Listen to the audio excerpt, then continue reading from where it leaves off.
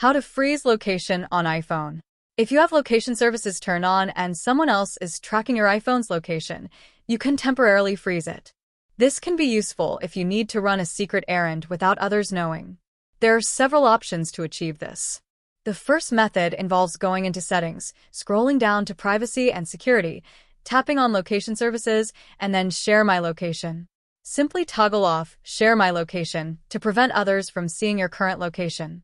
However, be aware that they might notice this feature has been turned off in their Find My app.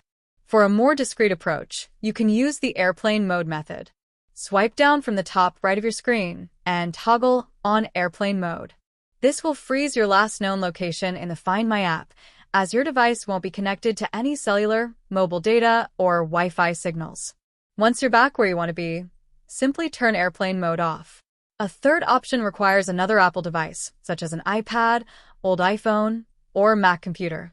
On this secondary device, open the Find My app, tap on Me at the bottom right, and toggle on location sharing for that specific device. This will cause the app to track the location of the stationary device instead of your iPhone, allowing you to move freely without detection. When you return, you can switch the location sharing back to your iPhone. If you have any questions about these methods, feel free to leave them in the comments below.